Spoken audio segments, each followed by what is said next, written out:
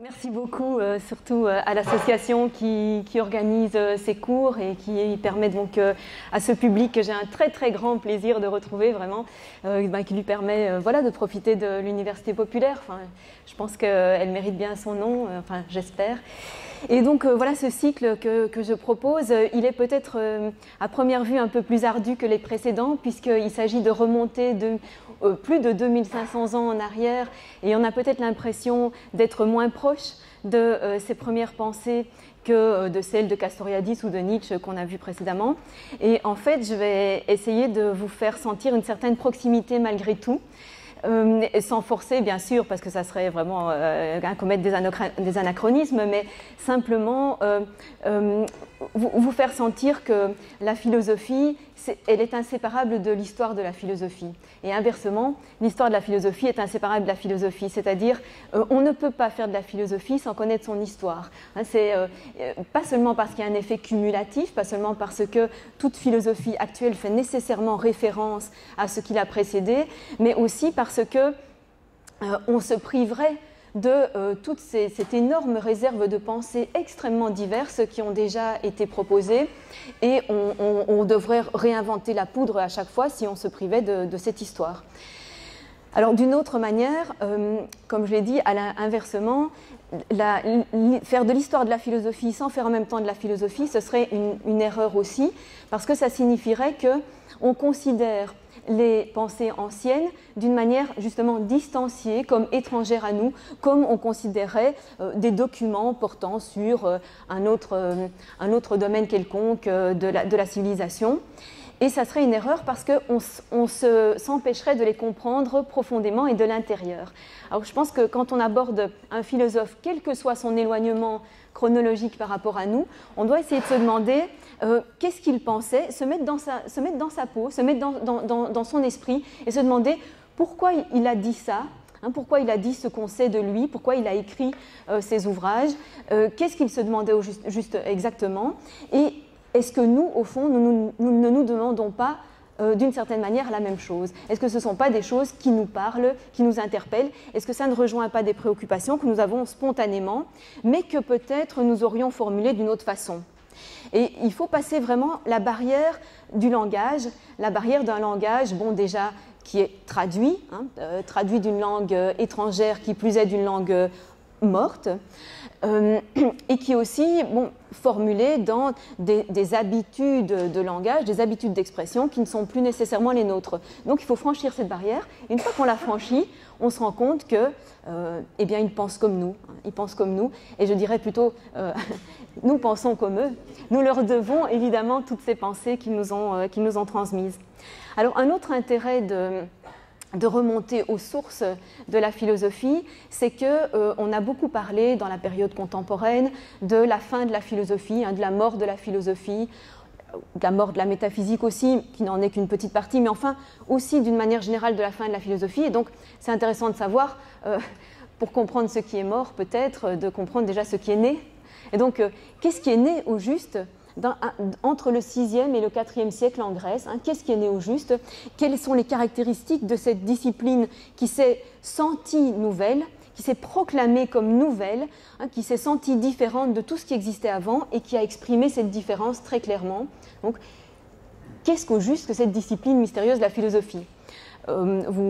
Certainement, vous savez que si on demande à 20 personnes ce qu'est la philosophie, ils donneront 20 réponses différentes. Vous savez que c'est un domaine extrêmement difficile à définir, à circonscrire. On va parler certainement d'exemples, on va faire des références à l'un ou l'autre penseur, on va faire référence à l'un ou l'autre thème ou méthode, mais on n'arrivera pas tous à se mettre d'accord sur ce qui définit vraiment en propre la philosophie. Qu'est-ce que c'est comme type de pensée par rapport à d'autres choses qui en sont assez proches comme la science ou la morale ou la mythologie même pour certains. Donc on va essayer de préciser, de trouver à partir de ceux qui l'ont inventé, qui ont ressenti le besoin d'inventer un nouveau mot pour désigner une chose nouvelle. Donc à partir d'eux, on pourra peut-être mieux cerner ce qu'ils ont voulu dire par là, pourquoi ils ont senti que c'était quelque chose de nouveau. Et donc essayer de mieux comprendre nous aussi ce qu'elle a de particulier. Et non pas encore une fois, pour une finalité simplement documentaire, hein, simplement historique, simplement pour savoir de manière par curiosité ce que signifie exactement cette discipline, mais aussi parce qu'elle nous intéresse d'une manière beaucoup plus existentielle. Elle nous intéresse, nous, parce que nous savons qu'il y a en elle un potentiel libérateur extraordinaire, hein, que la philosophie, c'est un exercice libérateur de la pensée. Et ça, c'est quelque chose, je pense, qui va se préciser progressivement au fur et à mesure qu'on découvrira des pensées, hein, je vous le répète, qui sont très diversifiées, qui sont très différentes entre elles. On va progressivement sentir à quel point c'est important, cette dimension-là, la dimension de libérer l'esprit de toute une série de choses. Et de toutes ces séries de choses, on va les voir énoncées par les philosophes. Donc ce sera bien sûr se libérer en premier lieu de la pensée traditionnelle, hein, des réponses dogmatiques traditionnelles qui sont celles d'une religion mythologique ou simplement d'une tradition morale, hein, surtout donc en ce qui concerne tout ce qui est l'éthique. Donc se libérer déjà de ça, mais se libérer aussi de tout ce qui est les préjugés, des manières trop mécaniques de penser, trop spontanées, de tout ce qui est habitude, hein, simplement parce qu'on a l'habitude de voir un environnement familier et on ne s'interroge plus dessus. Donc retrouver l'interrogation par rapport à quelque chose qui nous paraît tout simplement familier. Donc toute cette lutte contre ce qui est acquis, ce qui est transmis, ce qui est habituel, ce qui est familier, ce qui est évident. Hein, la philosophie comme lutte contre toute évidence est quelque chose de tout à fait fondamental et on va le découvrir progressivement, donc déjà dans ces pensées très anciennes. Il faut bien sûr éviter quelques écueils quand on fait de l'histoire de la philosophie aussi ancienne. Je vous parlerai la semaine prochaine seulement des sources, hein, dont vous avez quelques descriptions un peu techniques là, sur le document qui a été distribué. Je vous en parlerai plus amplement la semaine prochaine, mais un premier écueil quand on fait de l'histoire de la philosophie ancienne, c'est de ne pas vouloir trop projeter nos préoccupations actuelles sur ce qui étaient les préoccupations anciennes. Alors bien sûr, je vous ai dit, il faut essayer de se mettre à la place du philosophe pour faire de la philosophie vivante, hein, pour ne pas faire simplement de la philosophie documentaire. Mais en même temps, il faut savoir que les notions qu'ils utilisaient n'avaient pas toujours, il ne faut pas dire non plus jamais, mais enfin, n'avaient pas toujours la même signification que celle qu'on a maintenant. Je prends un exemple, le mot liberté, qui bien sûr est un thème philosophique par excellence depuis le début jusqu'à maintenant. Le mot liberté ne sonne pas de la même façon dans une civilisation où une opposition fondamentale a lieu entre hommes libres et esclaves. Il ne sonne pas de la même façon que pour nous la liberté. Donc il faut voir quel est le terme qu'on emploie dans chaque contexte et pourquoi. Ce que nous appelons maintenant la liberté, c'est-à-dire au fond la libre volonté, hein, la libre action, le fait que nous soyons responsables de nos actions, cette liberté-là, les Grecs, pour cela, utilisaient un autre terme que le mot qu'on traduit habituellement par liberté, qui signifiait en fait la condition sociale. Donc il faut chaque fois voir quel est le contexte social et un tout petit peu décaler, hein, resituer le type de questions et la manière dont on pouvait les penser. Un autre écueil inverse, ça serait de considérer les choses, de considérer qu'on a simplement une reprise toujours des mêmes problèmes, des mêmes thématiques, et qu'on peut les déconnecter complètement de leur historicité. C'est-à-dire qu'on pourrait se dire, ben voilà, on a tel et tel problème en philosophie, et on va aligner toutes les réponses disponibles depuis le début, hein, qui ont été proposées par différents philosophes. On va les mettre à l'épreuve, on va les soumettre à une argumentation, à des objections, et on va voir laquelle résiste le mieux. Donc un peu une méthode, si vous voulez, positiviste ou hyper scientifique, hein, par rapport à ces réponses proposées.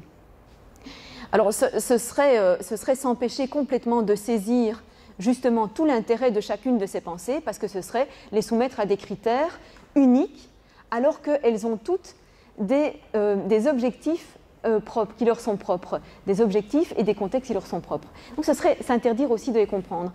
Donc il faut en même temps, c'est ça qui est tout l'enjeu et tout l'intérêt sans doute, hein, de l'histoire de la philosophie, c'est qu'il faut en même temps se sentir assez familier pour que les choses nous parlent, nous questionnent, nous intéressent vraiment existentiellement, et qu'en même temps, on sache bien tenir compte de la différence de civilisation.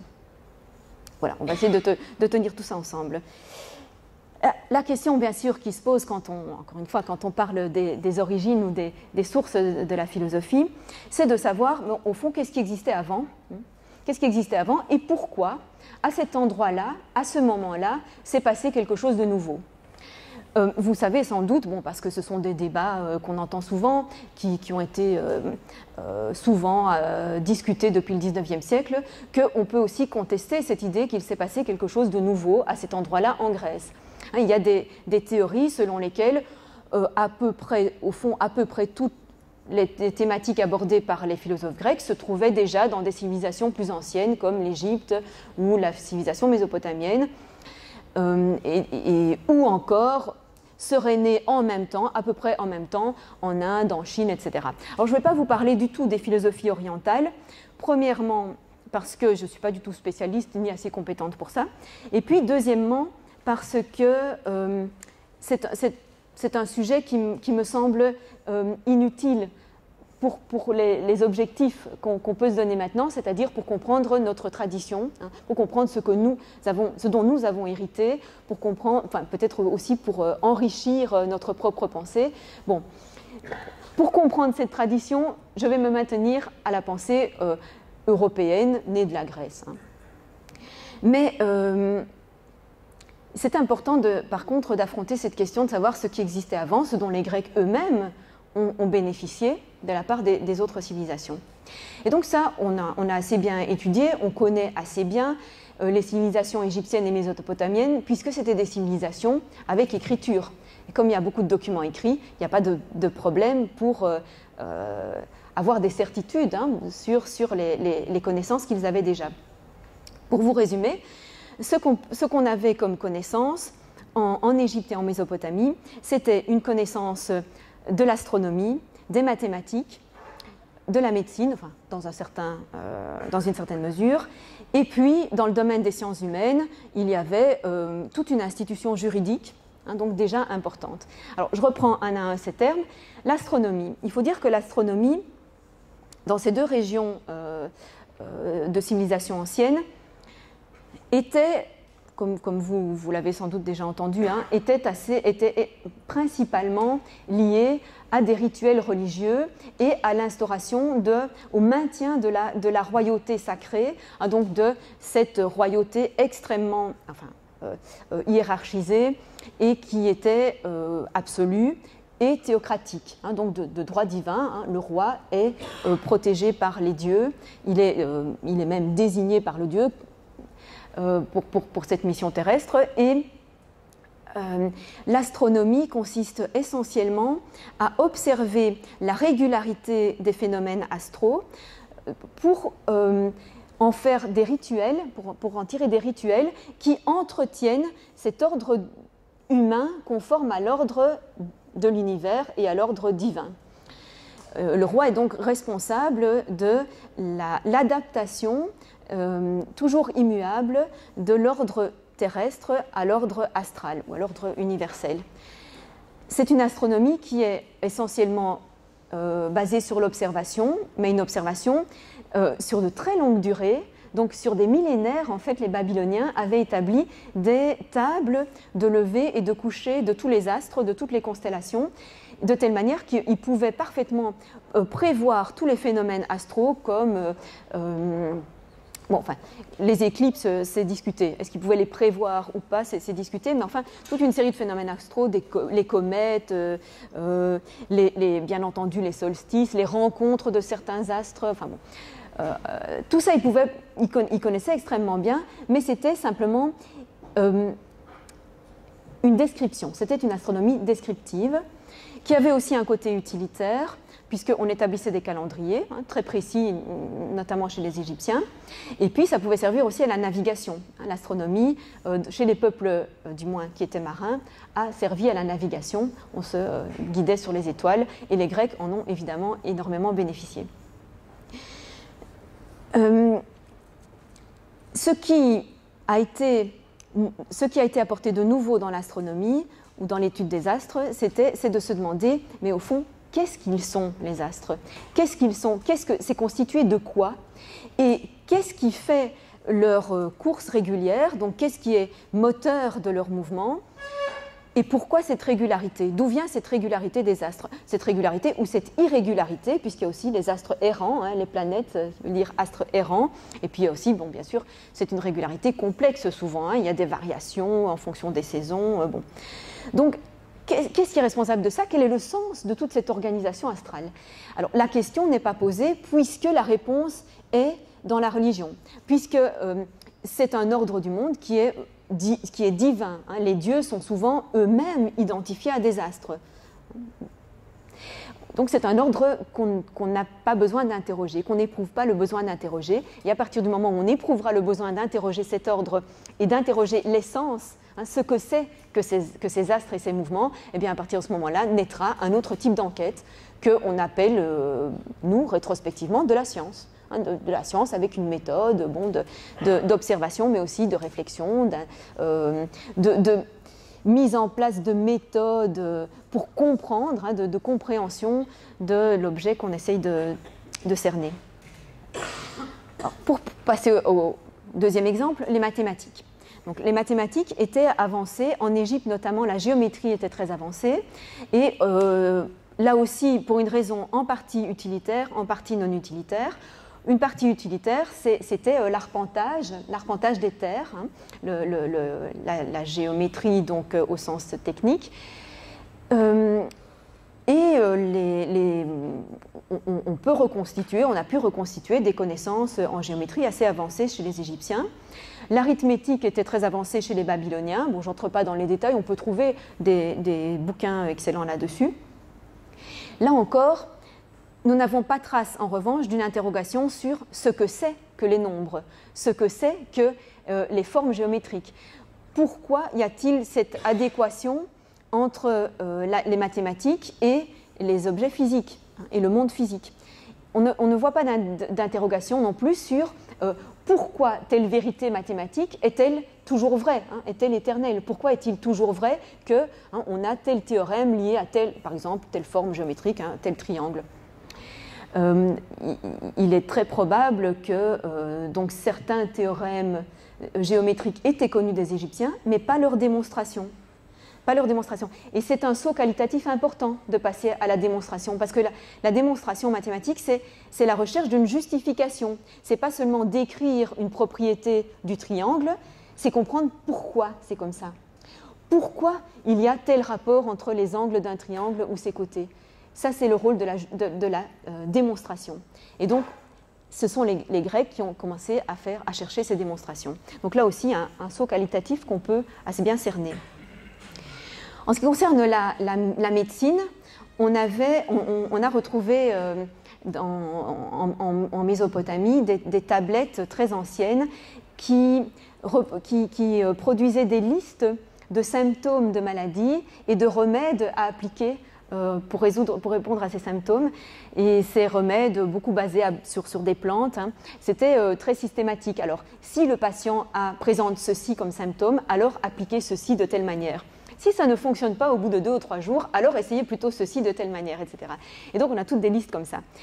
En Égypte, on sait qu'ils avaient en outre une certaine chirurgie. Alors, une certaine chirurgie de base qu'on peut rapprocher certainement, de la pratique de la momification, puisque à partir du moment où on disséquait on les disséquait pas les cadavres, à partir du moment où on les découpait pour les vider et les momifier, eh bien, on connaissait très bien l'anatomie, on savait l'emplacement de chaque organe, on savait aussi refermer les cadavres après les avoir vidés de leurs viscères, etc. Donc tout ça, évidemment, a donné des connaissances qui rendaient possible une opération chirurgicale. Donc en fait, il y avait déjà ça aussi en Égypte.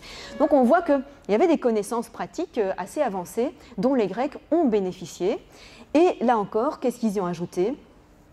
Ils y ont ajouté la recherche des causes. Ils ont ajouté la recherche des causes, c'est-à-dire quelles sont les causes des maladies et quelles sont les causes du fait que tel remède agit sur telle maladie. Pourquoi ça agit, hein? Ne pas se contenter de dire on constate par expérience, hein, à force de répéter, d'essayer, par essai et erreur, on constate que ça marche ou pas. ne pas se contenter de ça, mais se dire « je veux savoir pourquoi ». Ça, c'était la question qui faisait le saut qualitatif. Et dans le domaine juridique, vous savez qu'on a des codes de loi très anciens. Hein. Je fais un exemple bien connu, c'est le code d'Hammurabi en Mésopotamie. Donc c'est dans la civilisation babylonienne la plus ancienne, vers 1750 avant notre ère. On a ce code écrit sur pierre qui en fait est une forme de jurisprudence. C'est-à-dire que c'est un écrit qui est fait en honneur du roi Hammurabi. C'est pour célébrer ce roi, célébrer toutes ses institutions positives et en particulier son institution de la justice. Et donc on dit voilà ce que le roi a fait dans tel et tel cas judiciaire. Voilà comment il a réglé tel litige, tel délit. Et donc là aussi, on a une sorte de liste, hein, dans tel cas, il a jugé cela. Et ça devait servir non pas de loi absolue au sens de obligation de respecter ce type-là de réponse, mais plutôt d'inspiration. C'est vraiment une jurisprudence. Les autres juges, du coup, devaient s'inspirer, hein, de donner ce type de réponse au même genre de délit. Donc là, voilà, on a une institution qui est d'une extrême importance et il faut s'imaginer aussi l'ancienneté, hein, à quel point c'est extrêmement ancien, mais on n'a pas de trace d'une interrogation sur la justice, c'est-à-dire sur pourquoi est-il juste de faire cela, pourquoi est-il juste de considérer ceci comme un délit, hein, et d'y répondre par telle sanction ou telle autre. Pourquoi est-ce juste ? Et là aussi, c'est là que commence la philosophie dans ce domaine, c'est quand on se demande, mais c'est quoi la justice ? Et c'est notamment permis par la découverte du relativisme, enfin, la découverte de l'extrême diversité, justement, des codes judiciaires dans les différentes civilisations. C'est-à-dire à partir du moment où on constate à quel point dans chaque culture qu'on connaît, ce qui est considéré comme un délit est très différent et les sanctions appliquées pour chaque délit sont très différentes aussi. À partir de ce moment-là, ou bien on considère que la réponse de sa propre civilisation est indiscutablement la meilleure, ou bien on se dit il faudrait quand même essayer de savoir pour quelles raisons, hein, trouver un critère qui nous permette de juger de laquelle est la meilleure. Et qu'est-ce qui distingue entre elles ces deux attitudes possibles ? À partir de quel moment est-ce qu'une civilisation se dit « ma réponse est assurément la meilleure, meilleure que celle des autres cultures » ? Bon, une des raisons principales pour laquelle on se dit ça dans une culture, c'est parce qu'on a justement cette garantie de type théologique. À partir du moment où on est persuadé qu'on est une civilisation qui est entièrement instituée par les dieux, elle ne peut pas être faillible. Hein, ces institutions ne sont pas faillibles. Elle doit avoir la vérité. Et donc, elle ne la cherche pas, elle l'a. C'est vrai d'ailleurs aussi bien dans le domaine de l'observation de l'univers que dans le domaine des institutions humaines. On a la vérité, donc on ne la cherche pas. Et là encore, on sait bien que déjà dans l'Antiquité classique, donc ce que j'appellerais la période classique, hein, c'est surtout l'époque de Platon et d'Aristote, hein, donc c'est fin du 5e et 4e siècle.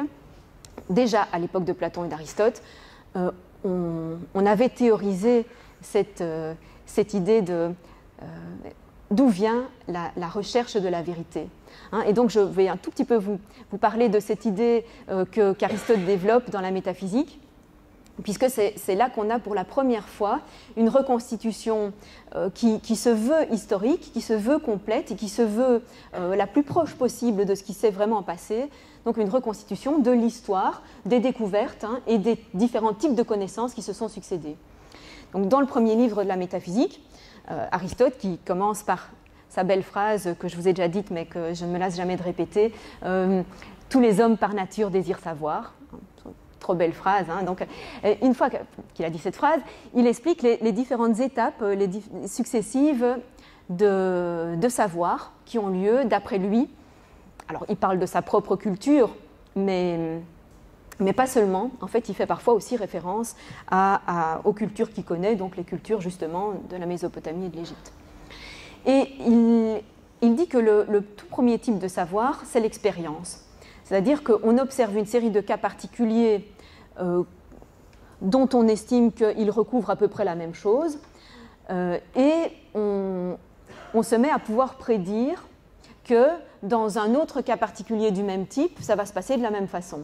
Il prend l'exemple de la médecine, justement, en disant, bon, la médecine qui fonctionne par expérience, eh bien, elle observe qu'une série d'individus peuvent être guéris d'une série de symptômes similaires par un remède similaire. Donc, c'est ce que je vous disais tout à l'heure de la médecine égyptienne ou mésopotamienne. Donc, ce sont des médecines basées essentiellement sur l'expérience. Et puis, il ajoute qu'on est passé à un stade plus avancé lorsque, justement, on s'est interrogé sur la cause du fait que ces remèdes fonctionnaient. Et en même temps qu'on s'est interrogé sur la cause, on est passé de la simple somme de singularités à une généralité. On a pu passer au niveau général, c'est-à-dire on a pu établir une règle générale en disant, par exemple, pour tout symptôme de tel type qui arrive à tel type d'individu, donc en tenant compte de la constitution de l'individu, de son âge, etc., bon, qui arrive à tel type d'individu, eh bien, tel remède va fonctionner. Donc on passe à une affirmation générale. Et chaque fois qu'on aura tel symptôme chez tel type d'individu, on saura que tel remède va fonctionner parce qu'on aura... Alors, ce qui permet de passer à la généralité, c'est qu'on aura découvert la cause. Et ça, Aristote l'appelle, donc ce stade-là de la connaissance, c'est plus l'expérience, c'est la techné.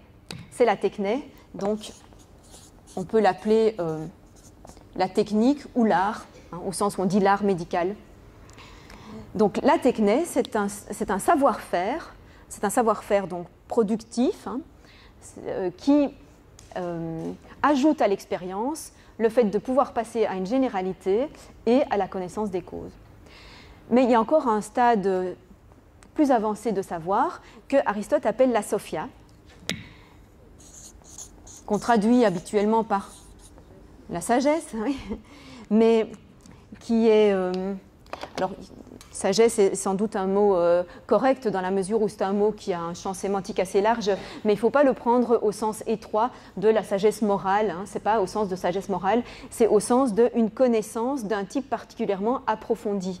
Et ce que Aristote dit, c'est qu'on considère comme un sophos quelqu'un qui développe un savoir, donc qui a une techné, quelqu'un qui a un savoir technique, mais qui, en plus de connaître les causes de ce qu'il pratique, en plus de ça, développe quelque chose dans un domaine qui n'est pas strictement utilitaire.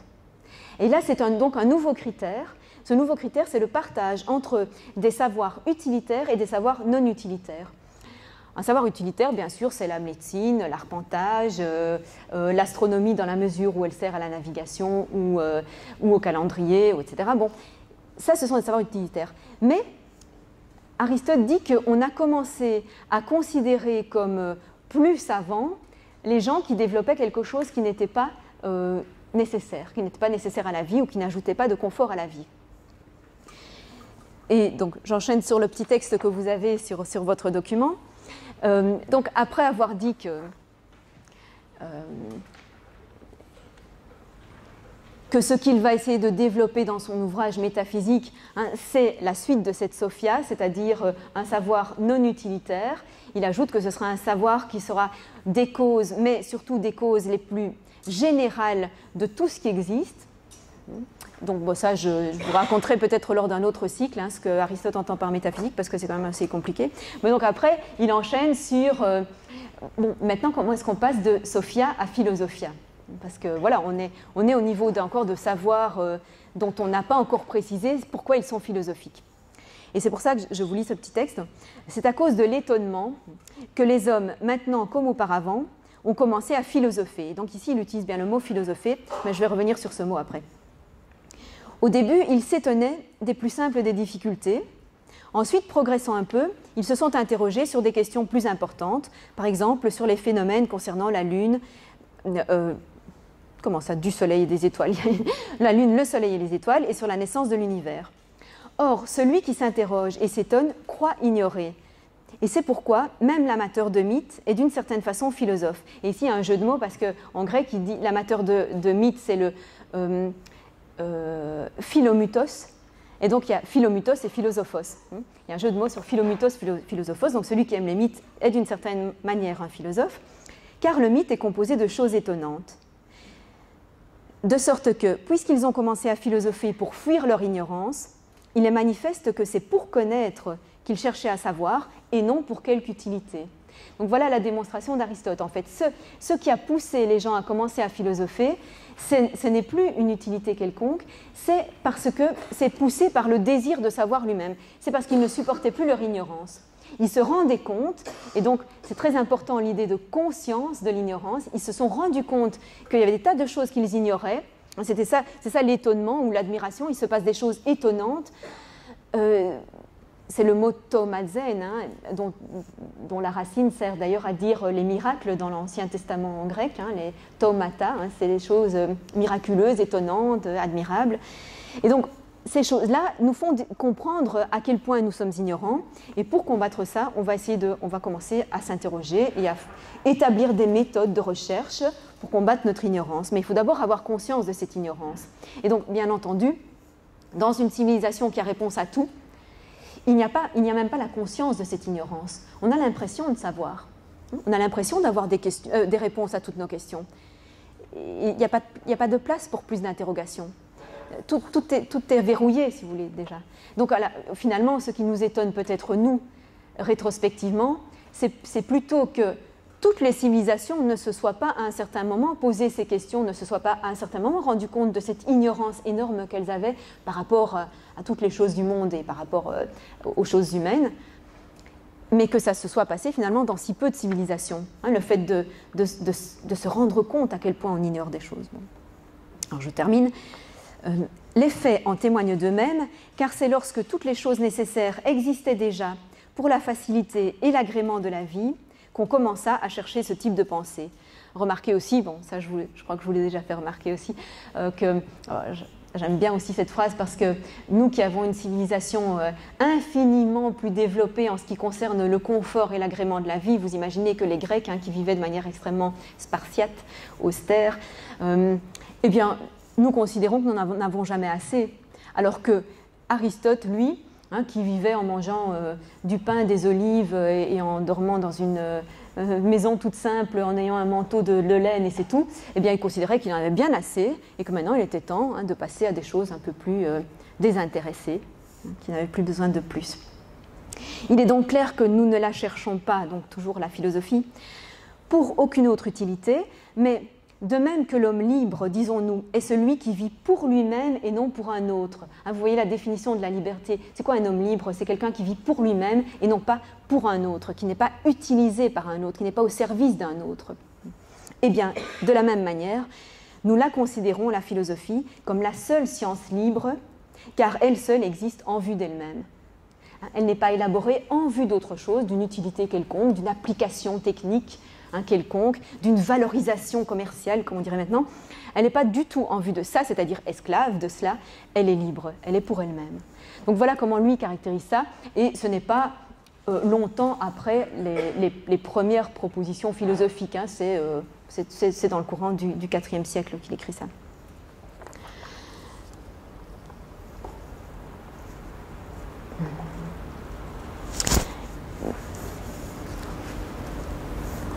Alors pour peut-être en revenir aux raisons qui ont fait que là il s'est passé quelque chose et qu'ailleurs manifestement il ne s'était pas passé cela, il s'est passé d'autres choses mais pas ça. Bon, vous savez qu'il y a beaucoup d'études qui ont été faites, écrites sur cette question, et notamment, je vous en renseigne dans les quelques références bibliographiques que vous avez sur votre document. Notamment, il y a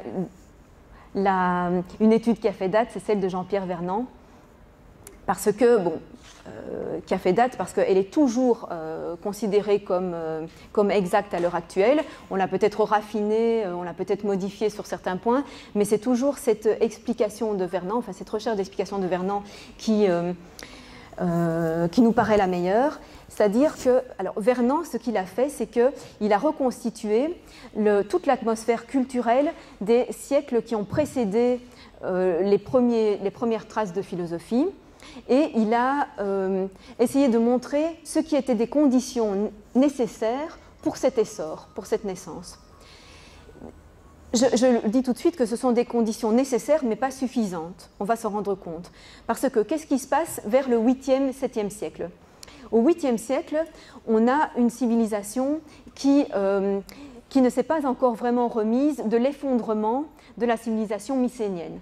La civilisation mycénienne, qui a régné sur le 2e millénaire avant notre ère, c'est la civilisation qui est peinte dans Homère, dans l'Iliade par exemple. C'est la civilisation de la guerre de Troie, c'est la civilisation donc de ces entités dominées par une classe dirigeante très hiérarchisée, enfin une société très hiérarchisée avec une classe dirigeante très militaire, de rois, prêtres et guerriers, autour donc d'un palais, qui s'organise autour d'un palais comme on en trouve encore à Mycène par exemple. Et cette civilisation s'est effondrée donc au tournant du 1er millénaire et n'a pas tout de suite été remplacée par autre chose. Donc on a eu une dispersion avec une survie sous des formes très archaïques d'agglomération. Et puis au 8e siècle, on est toujours dans une pensée, une culture tout à fait mythologique. C'est-à-dire le grand nom qu'on associe à la mythologie grecque, c'est Hésiode. Sans doute vous connaissez la théogonie d'Hésiode. Donc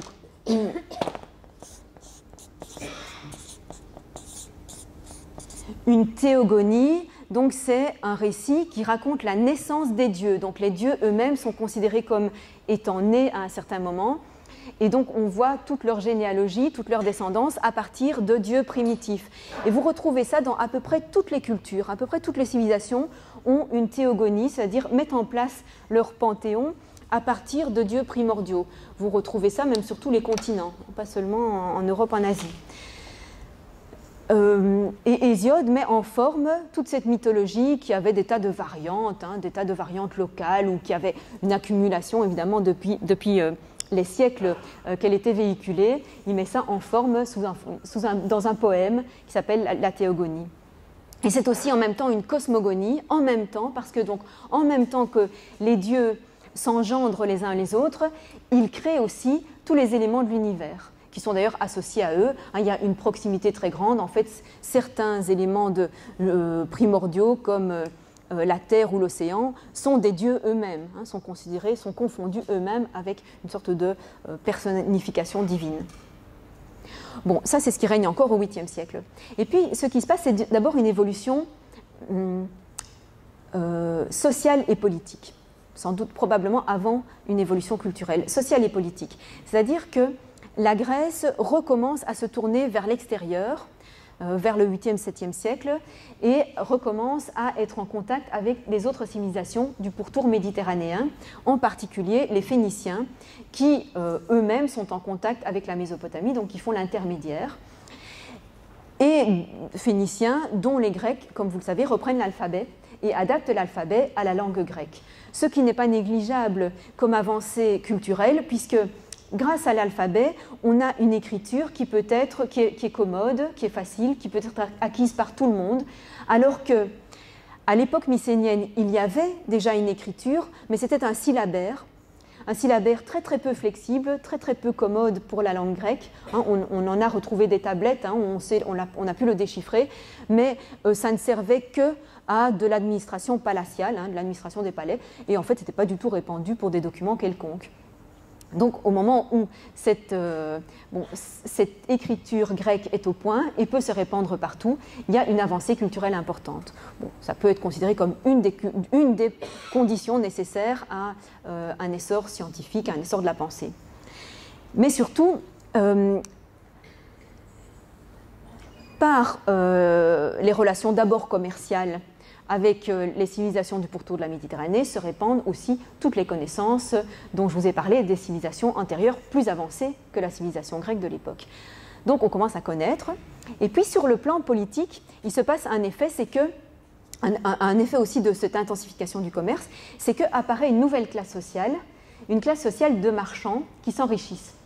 Les marchands s'enrichissent, et aussi des artisans, parce qu'on commence à apprécier des produits un petit peu plus raffinés, qui viennent d'Orient, et puis donc non seulement on les achète à l'Orient, mais aussi on se met à les fabriquer, on se met à apprécier des objets fabriqués, donc l'artisanat s'améliore, se raffine, et donc apparaît une nouvelle classe sociale qui ne supporte plus d'être exclue du pouvoir politique. Parce que le pouvoir politique des cités jusque-là, c'est un pouvoir essentiellement aristocratique ou royal. On a des petites royautés. Alors ce sont des tout petits domaines, c'est tout à fait éclaté en petites entités dominées par un roi ou une petite classe aristocratique.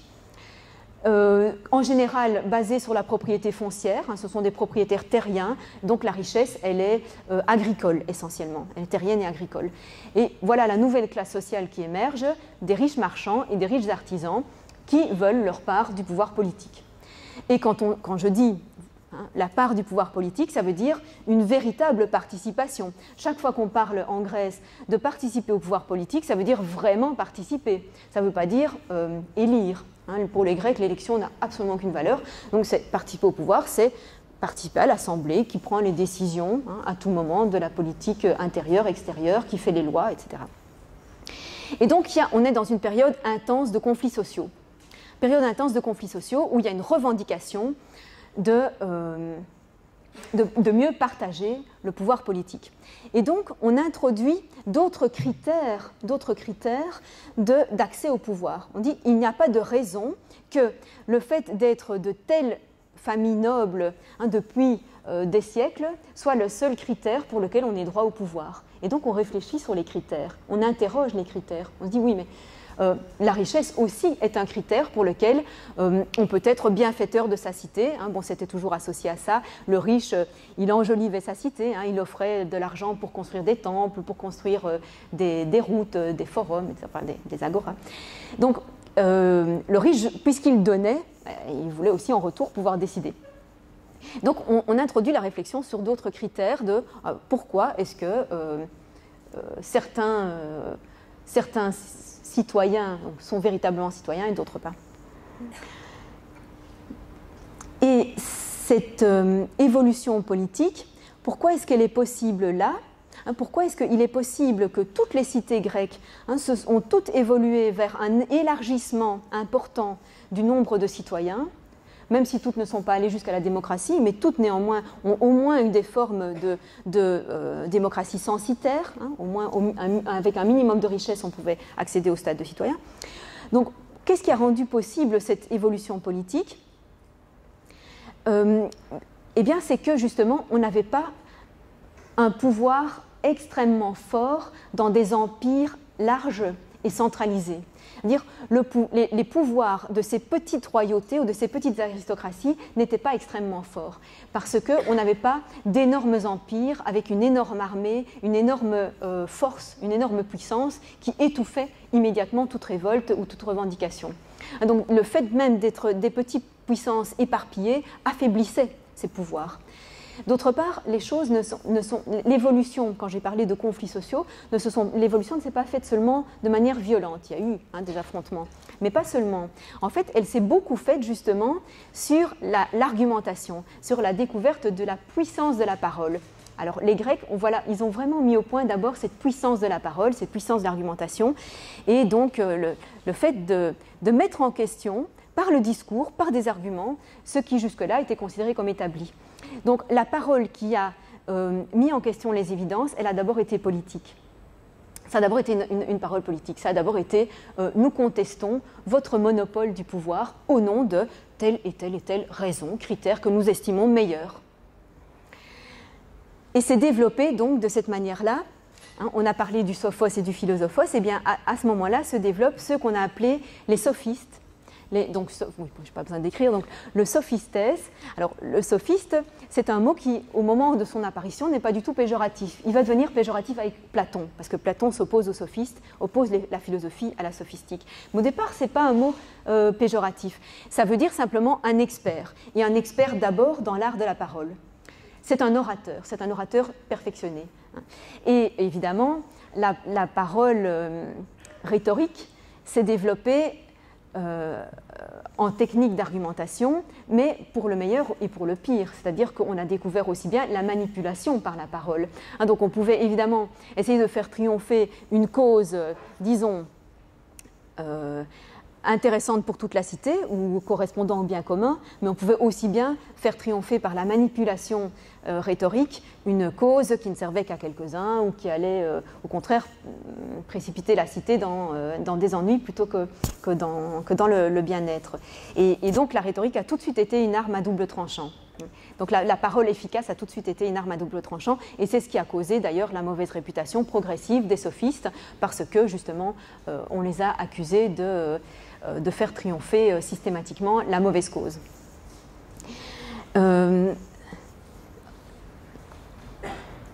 La thèse de Vernant, hein, j'y viens, c'est que dans toutes ces conditions, donc culturelles, économiques, politiques, qui étaient présentes à partir du 7e siècle en Grèce, sont intensifiées encore au 6e, dans toutes ces conditions, pour lui, il y a un fond commun qui, à la fois, a permis la démocratisation, donc l'avènement de la politique démocratique et l'avènement de la philosophie. Donc Vernant ne considère pas que la philosophie a pour condition l'avancement politique, le développement politique vers de plus en plus de démocratie. Il pense au contraire que les deux phénomènes ont les mêmes conditions, ont des conditions communes. Alors c'est une thèse justement qu'on peut discuter, qui n'est pas évidente, parce que justement ce que je viens de vous reconstituer donne plutôt l'impression que la libération de la parole démocratique, la possibilité de mettre en cause l'ordre politique a précédé la libération de la parole théorique, hein, ou de la mise en cause de ce qu'on considérait comme vrai dans le domaine de l'univers, hein, dans le domaine des connaissances astronomiques, dans le domaine, disons, aussi de la mise en question du religieux. Bon, on a l'impression que ça a précédé. Je laisse la question en suspens, hein, je veux dire, on ne va pas trancher ce soir, je pense. C'est un débat, voilà, qui existe. Mais je vais vous lire un petit texte d'un auteur qui ajoute encore une autre condition, enfin qui fait encore un parallèle avec une autre évolution qui s'est faite en même temps, une autre évolution intellectuelle. C'est un petit texte de Maurice Cavin. Alors Cavin, on va le retrouver plus tard quand on parlera de certains philosophes qui ont été mathématiciens, parce que c'est un historien principalement des mathématiques grecques. Et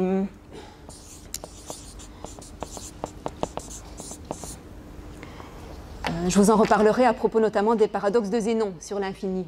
C'est celui qui nous permet, je pense, qui nous permet le mieux de comprendre sur quoi portaient en fait ces paradoxes de Zénon et comment les comprendre là aussi dans un contexte polémique.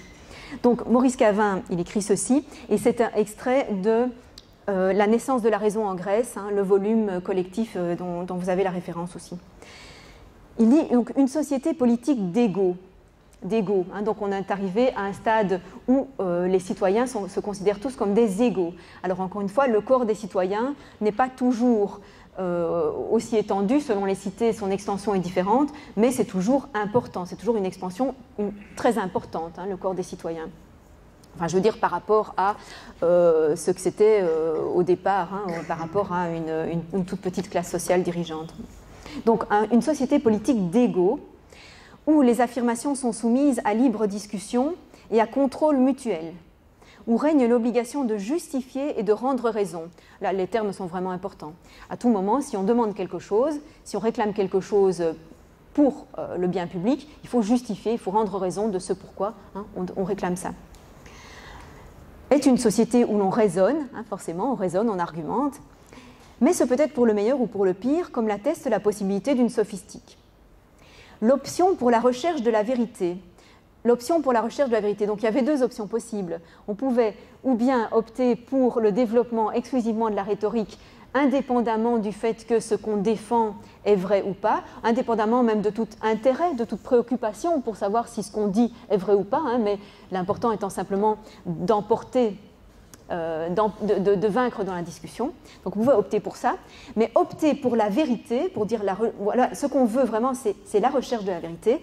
L'option pour la recherche de la vérité est philosophique, original, mais il lui faut l'aide d'un laboratoire technique. Alors ça, c'est la thèse de Cavin, il va introduire les mathématiques.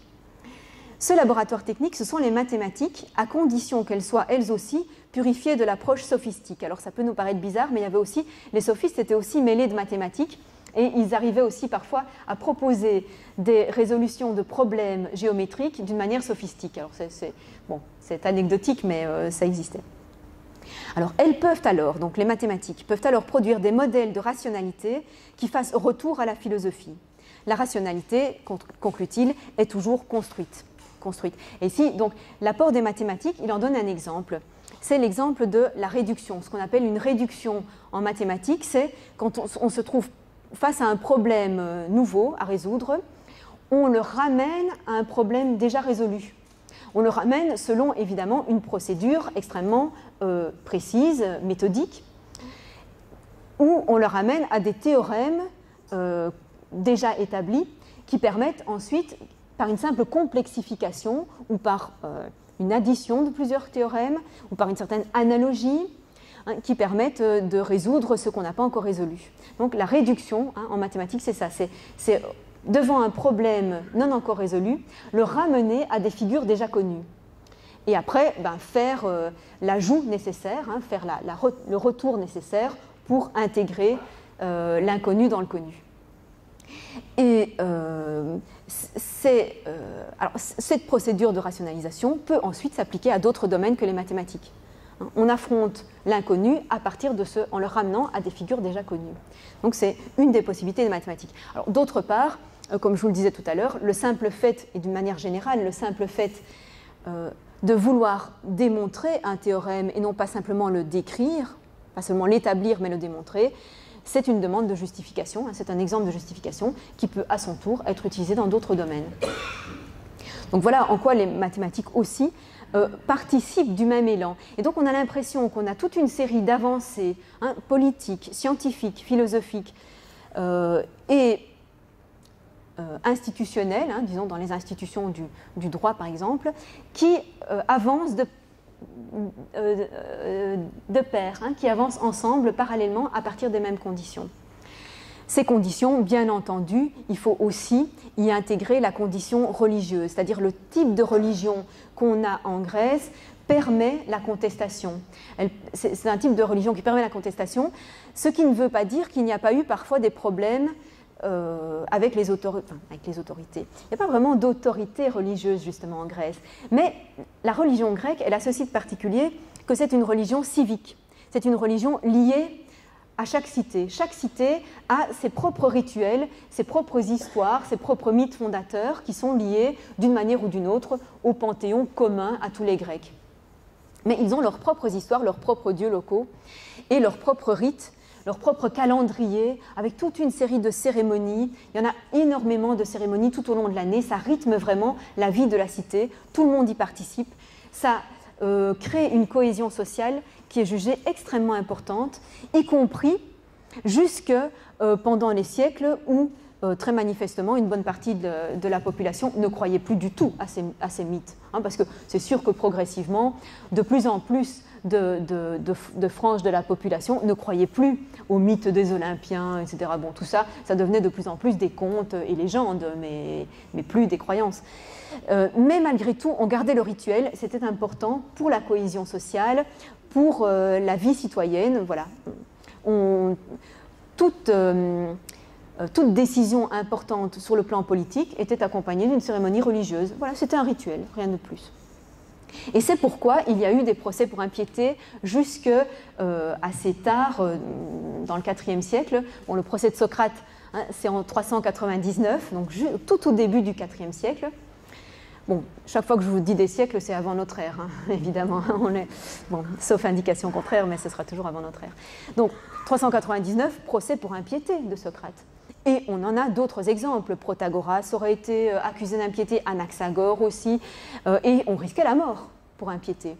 Donc, pour avoir remis en question les dieux de la cité, ou les rituels, ou les croyances de la cité.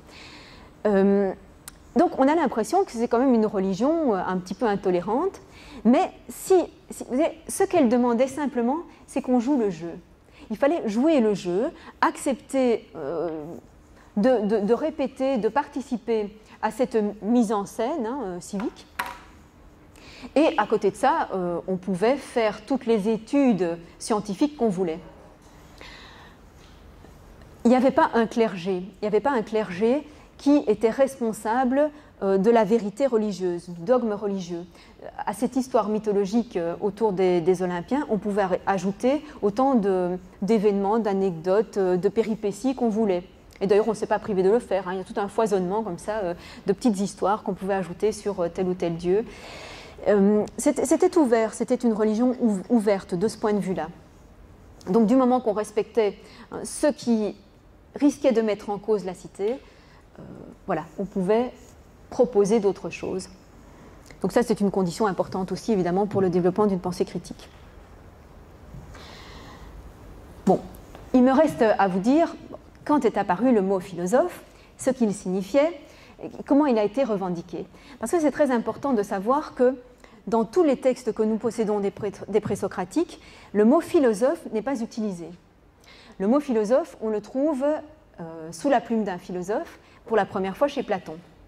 Donc vous avez un petit tableau chronologique là sur votre document, vous voyez où se situe Platon. On a déjà toute une longue série de penseurs avant lui, mais malheureusement Platon c'est le premier dont on ait l'œuvre complète, qui est une œuvre considérable d'ailleurs, et donc pour lequel on est vraiment une revendication claire de ce que c'est le domaine de la philosophie. Avant lui, il n'y a pas du tout cette mention. Les autres ne disent pas « voilà ce que je fais et voilà pourquoi et voilà comment je décris mon activité ». Ils ne le disent pas. Donc le regard que Platon peut nous aider à avoir sur ses prédécesseurs, c'est déjà un regard rétrospectif. Lui-même n'est déjà plus de la lignée des tout premiers. Donc on est obligé de faire une reconstitution.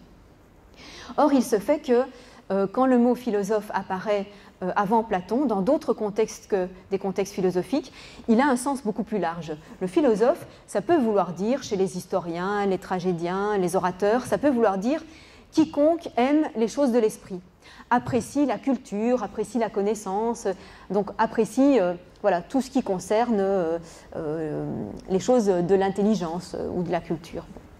Ça, c'est philosophe au sens large. Et c'est encore utilisé dans ce sens large, en même temps que le sens philosophique proprement dit se développe. Mais au moment où Platon le revendique, voilà comment il le définit.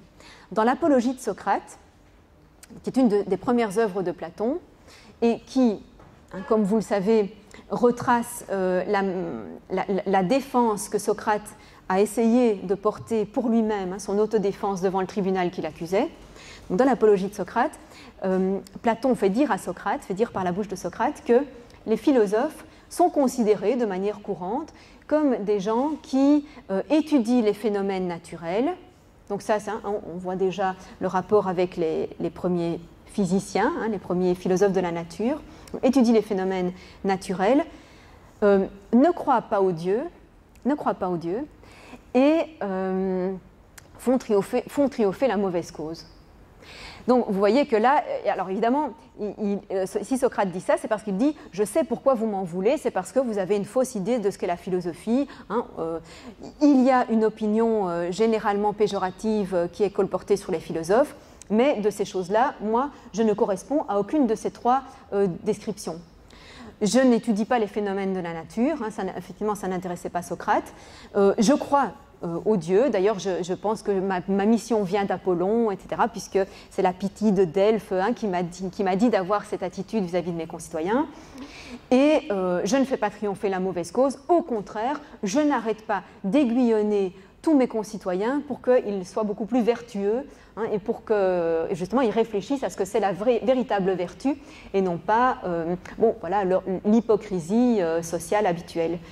Donc Socrate justement se défend d'être philosophe au sens où on l'entend, d'après lui, le plus couramment. Et il oppose à cela une autre conception du philosophe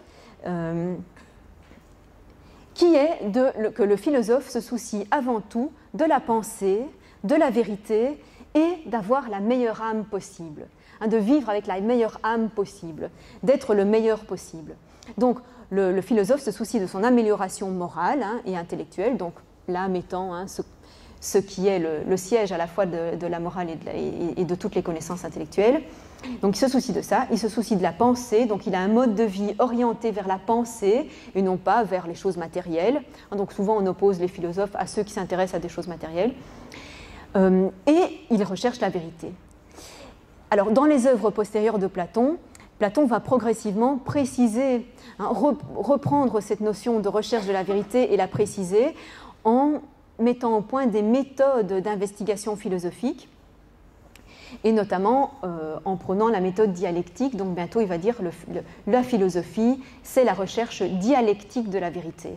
Bon, ça aussi peut-être j'aurai l'occasion de vous en reparler, peut-être à la fin de ce cycle si on arrive jusque-là. Donc voilà comment se précise progressivement le sens philosophique justement du mot philosophe. Mais il n'est pas encore utilisé chez ceux qu'on considère comme les premiers philosophes. Alors pourquoi est-ce qu'on les considère comme les premiers philosophes justement, si eux ne le disent pas eux-mêmes, ne se présentent pas eux-mêmes comme ça, du moins, encore une fois, du moins dans les textes que nous avons conservés, ce qui est peu de choses. On les appelle comme ça parce que très tôt dans l'Antiquité, ils ont été désignés de cette façon-là. Très tôt dans l'Antiquité, c'est-à-dire à partir de Platon déjà. Ils ont été désignés de cette manière-là. Donc Platon, rétrospectivement, attribue ce type d'étude, ce type d'attitude à ses prédécesseurs. Et on commence par Thalès. Bon, vous l'avez dans ce petit tableau chronologique. Mais ce qui est très intéressant pour pouvoir faire cette transition entre le sophos et le philosophos, ce qui est très intéressant, c'est que Thalès était aussi cité parmi les 7 sages. Donc vous savez qu'il y a eu plusieurs fois, à partir de l'époque classique, des listes de 7 sages. Alors donc je dis plusieurs fois parce qu'elle a parfois changé cette liste. Ce n'était pas toujours les mêmes 7. Il y en avait qu'on retrouvait chaque fois, mais il y en avait qui variaient. Et ces 7 sages, c'était des sages au sens politique du terme, c'est-à-dire c'était toujours des législateurs ou des personnes qui avaient apporté un renouveau politique, mais surtout un renouveau de la pensée politique. On cite notamment Solon, qui a été un grand législateur à Athènes et qui a vraiment transformé une législation archaïque en une législation quasiment la législation classique qui va encore évoluer progressivement, mais enfin qui est celle qu'on connaît d'Athènes. On cite aussi le Lycurgue qui a fait l'équivalent à Sparte. Bon. Et on cite Thalès parmi les 7 sages. Donc Thalès a été un législateur dans sa cité de Milet.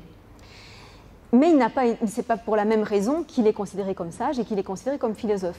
Il est considéré comme philosophe parce qu'à côté de cette activité politique, il avait une activité d'observation de la nature. Et c'est cette observation de la nature, avec un effort de théorisation du fonctionnement du devenir naturel. Comment se fait-il qu'il y a cette transformation naturelle toutes ces transformations naturelles qui ont lieu?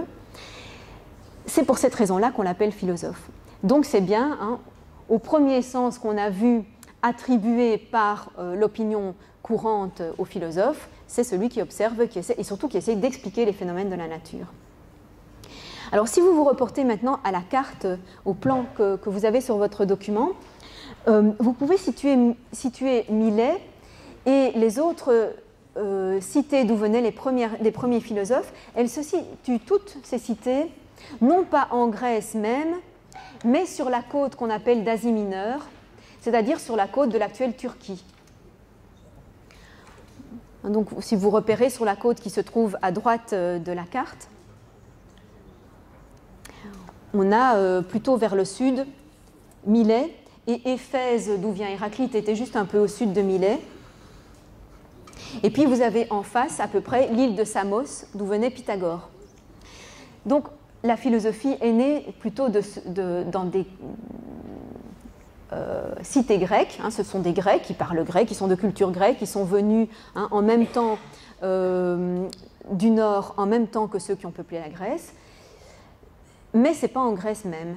Et en même temps, presque en même temps, sous la pression des Perses, parce que les Perses, au 5e siècle, font pression et détruisent les cités de cette côte d'Asie mineure, Les Perses seront écrasés par 2 fois par les Grecs, hein, en 490 et en 480. Mais jusque-là, ils font pression et ils détruisent les cités grecques les plus proches d'eux. Donc ils sont une véritable menace pour la Grèce. C'est pour ça qu'il y a eu une alliance panhellénique, hein, de toute la Grèce contre eux, et qu'ils ont fini par être écrasés. Mais donc sous cette pression, il y a aussi une forte émigration vers l'autre côté de la Méditerranée, vers l'ouest, et vers donc ce qu'on appelle la Grande Grèce à l'époque, c'est-à-dire la Sicile et le sud de l'Italie. Et là aussi se développe toute une série de petites écoles de philosophie, notamment l'école pythagoricienne et l'école d'Élée, hein, de Parménide, Zénon d'Élée. Et c'est aussi de là que vient un des sophistes les plus célèbres, Gorgias. Donc en fait, en Grèce elle-même, en Grèce centrale, si vous voulez, en métropole, il faut attendre Socrate pour avoir un Athénien de souche, hein, qui soit philosophe. Est-ce qu'il y a une raison culturelle à ce fait? Alors, une raison possible, c'est que dans les colonies, le phénomène de la colonisation, c'est un phénomène culturel important aussi. Les colonies, ce ne sont pas des colonies ni d'exploitation ni de peuplement. Donc, en fait, il ne s'agit pas d'essayer de conquérir des terres, de conquérir des peuples ou de dominer des peuples, ni d'exploiter des peuples voilà, aux fins de la métropole. Il s'agit simplement d'établir des comptoirs commerciaux ou d'établir des nouvelles cités dans le cas où il y a une scission politique dans une cité. Alors ça arrivait souvent, hein, qu'il y ait 2 partis dans une cité et qu'on résolve une lutte sociale trop intense, une guerre civile trop intense, par l'expulsion, hein, de tout un parti, de toute une partie en lutte, et on leur propose d'aller s'établir ailleurs, dans un endroit où il n'y a pas grand monde parce qu'ils ne demandent pas un grand territoire. Il y a très peu d'affrontements lors de ces colonisations, c'est ça que je veux dire, ces colonisations sans beaucoup d'affrontements, parce que aussi les Grecs apportent beaucoup de choses aux populations locales avec lesquelles ils se mettent en contact. Vous pouvez penser à Marseille, hein, fondation de Massilia, elle ne s'est pas faite violemment, les Grecs se sont installés, ils ont établi un comptoir commercial. Très très vite, les populations locales se sont rendues compte de l'intérêt qu'il y avait à échanger des objets dont ils n'avaient pas contre d'autres objets dont les Grecs avaient besoin, et ça s'est établi comme ça. Et les populations se sont mélangées, tout ça se faisait en général de manière pacifique. Mais ce qui était intéressant dans ce phénomène de colonisation, c'est que chaque fois, on devait refonder une institution citoyenne sur de nouvelles bases. C'est-à-dire chaque fois, c'était une création politique complète. Hein. Il n'y avait pas de tradition préexistante, on n'était pas du tout obligé, les colons n'étaient pas du tout obligés de reproduire l'institution politique qui était dans leur cité métropole. Ils avaient le choix total de leurs institutions. Et donc, évidemment, ça favorisait la réflexion. Hein, ça favorisait le truc, mais comment on va faire, qu'est-ce qui nous paraît le mieux, pourquoi, etc. Et donc, la réflexion politique naissait, évidemment, était plus intense là où il y avait moyen de créer que dans les cités où chaque, disons, modification était beaucoup plus difficile, était à gagner contre une tradition bien établie. Donc peut-être bien que le fait que ce soit dans des colonies a facilité effectivement l'essor de la critique, hein, et de la discussion et du choix, hein, qui sont nécessaires à la philosophie. Bon, eh bien, je vais m'arrêter ici pour permettre la discussion sur cette première partie. Je vais juste un petit peu vous annoncer ce qui va se passer par la suite, dans la suite des séances. Ce que je vous propose de faire, c'est de vous donner un aperçu de toute cette ribambelle de penseurs que vous avez là, mais de manière non pas systématique, quelques phrases clés pour chacun, mais en les regroupant de manière thématique, c'est-à-dire en voyant quelles sont toutes les questions philosophiques qui ont émergé à ce moment-là, donc durant ces premiers siècles, et comment les différents penseurs qui les ont proposés, comment ils les ont traités, comment ils les ont développés chacun. Donc vous verrez que sur chacune de ces questions, il y a déjà plusieurs approches dans ces premiers siècles. Il y a déjà une diversité extraordinaire sur chacune des thématiques qu'on va voir. Alors, ces thématiques, quelles qu'elles vont être? En tout premier lieu, celle qui apparaît chronologiquement en premier lieu, c'est donc, comme on l'a vu, l'explication des phénomènes naturels, une explication de l'univers tout entier, avec une alternative aux cosmogonies mythologiques. Et même, quand je dis une alternative, une opposition très forte et claire aux cosmogonies mythologiques.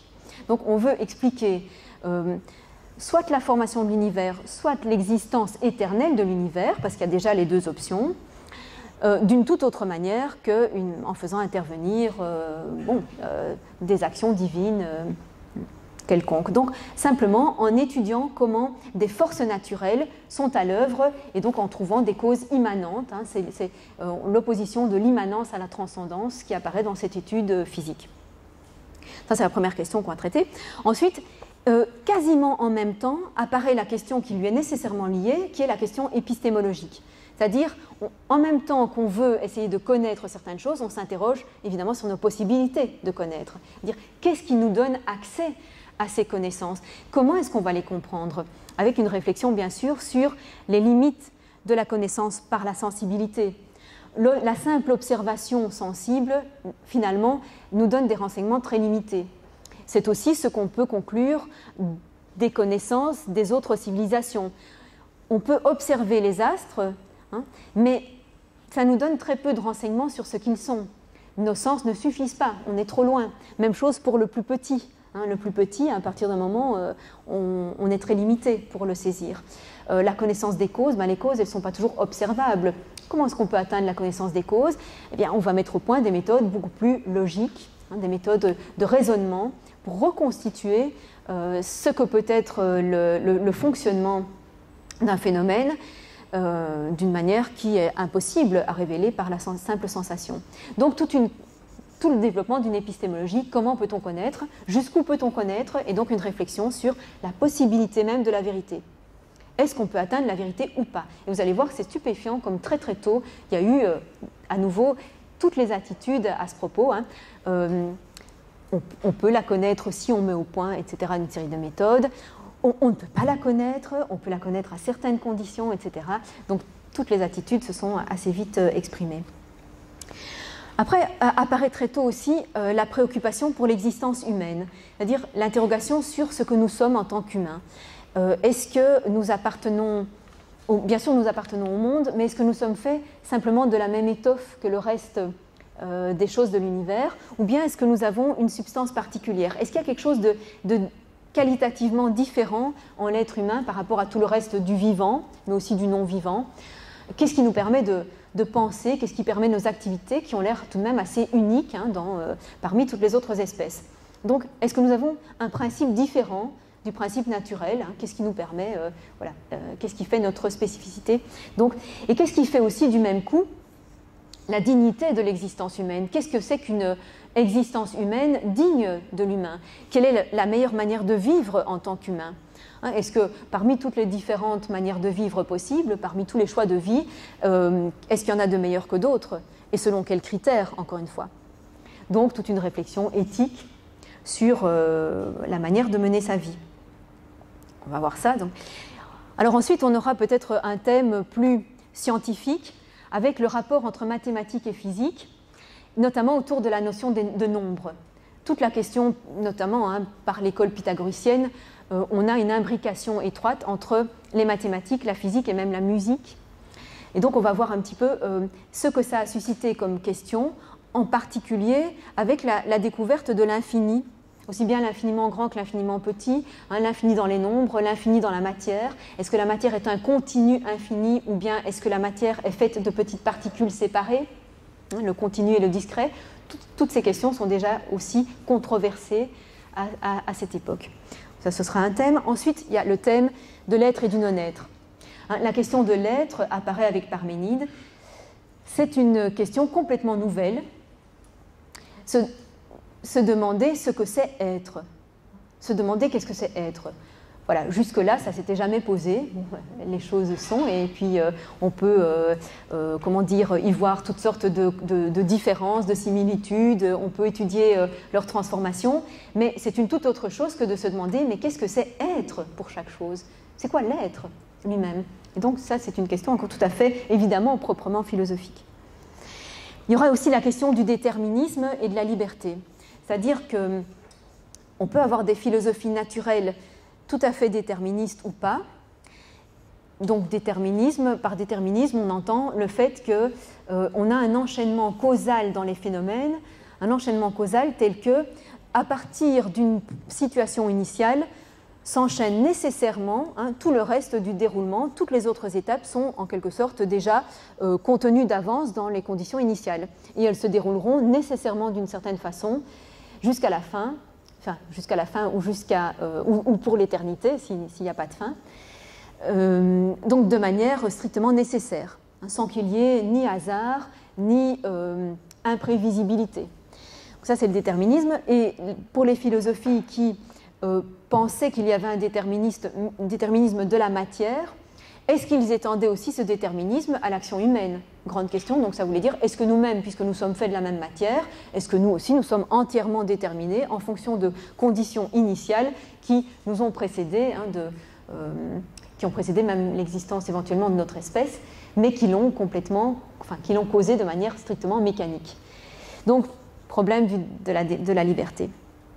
Et finalement, il y aura la question politique de la justice, hein, la question de la justice dans la cité, la question de la sophistique, de la rhétorique et du critère du meilleur régime. Quel est le meilleur régime politique et pourquoi? Est-ce qu'on peut trouver des fondements objectifs au meilleur régime? Est-ce qu'on peut faire reposer sur autre chose que le simple choix ou le simple arbitraire, le fait qu'on préfère un régime à un autre? Est-ce qu'il y a une sorte de critère qui soit non relatif, qui ne soit pas simplement le choix d'une culture ou le choix d'un certain groupe de personnes, mais des critères qui donnent une certaine garantie que là on atteint le meilleur. Est-ce qu'il y a un meilleur au sens, disons, non relatif? Je n'ose pas dire trop le mot absolu parce que c'est peut-être un peu fort pour cette période-là, mais voilà, est-ce qu'il y a un critère qui garantisse un choix meilleur qu'un autre, ou est-ce que tout est simplement relatif et arbitraire? Donc ça, voilà, ce sera la question politique. Voilà toutes les thématiques qu'on va aborder pour les 9 séances suivantes. Merci beaucoup pour votre attention.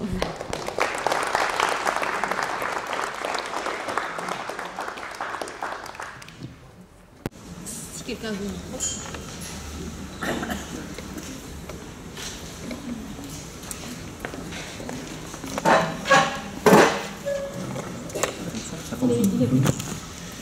Est-ce que ce que nous appelons aujourd'hui les arts, la musique, la peinture, le théâtre, l'architecture, etc., participaient de la même manière que l'astrologie, la médecine, la justice à cette avancée douce, avancée doucement de l'évolution de la pensée et éventuellement s'il y avait des influences, est-ce qu'elles étaient importantes, moins importantes, enfin...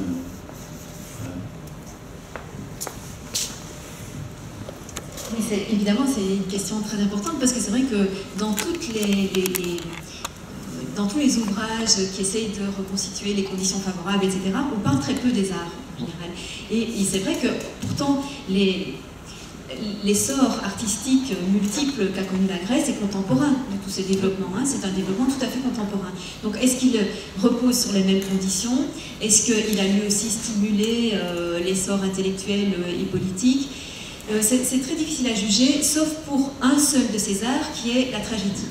Pour ce qui concerne la tragédie, là on sait bien que la tragédie a été profondément liée à l'histoire politique. D'ailleurs, elle s'est, pour ainsi dire, développée qu'à Athènes.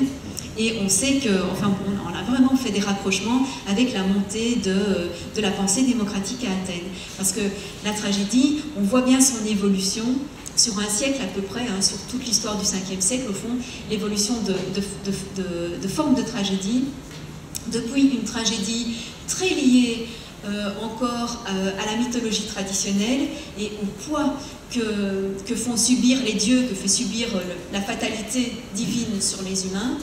On évolue de plus en plus vers une participation plus grande des humains sur leur propre destin, une maîtrise de plus en plus grande de leur propre destin, même si le ressort de la tragédie ultimement, c'est toujours le fait que les humains ne peuvent pas maîtriser totalement leur destin. Ça, c'est vraiment le ressort de la tragédie. Mais tout de même, on a de plus en plus d'allusions au gouvernement des cités, aux affrontements entre différents partis dans les cités, aux affrontements, encore une fois, entre différents critères ou différentes conceptions de la justice politique. On pensait à Antigone, par exemple, hein, sur l'affrontement entre différents critères de justice sociale, politique, religieuse. Et donc la tragédie, très très clairement, évolue en même temps, enfin reprend en parallèle des idées qui sont en train d'être avancées dans le monde civil, très très clairement. Or, c'était considéré tout à fait comme un art, la tragédie, bon, parce qu'elle est écrite en poésie, elle est écrite d'ailleurs de manière très poétique, avec un rôle important du chœur, donc du chœur qui chante, qui sont des chants de louanges, qui racontent une histoire. Donc c'est vraiment un art proprement dit, mais totalement lié à l'évolution de la cité. Pour ce qui est de l'architecture, de la peinture, alors très souvent, ces grandes œuvres qui sont passées à la postérité ont été des œuvres, encore une fois, faites par la cité, pour la cité. C'était des œuvres publiques. Il y a très très peu d'œuvres privées dans l'art grec. Bon, la poterie, tout ça, oui, d'accord, ce sont plutôt des œuvres privées. Mais les grandes œuvres statuaires ou architecturales, ce sont des œuvres publiques, et donc elles aussi accompagnent le développement des cités. Elles sont érigées à la gloire de la cité. Et donc il y a une sorte de compétition artistique entre cités pour...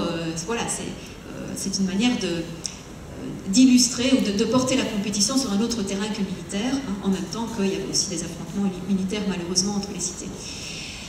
Alors, est-ce qu'il y a un rapport avec l'évolution intellectuelle? Très clairement, il y a un rapport avec l'évolution des techniques.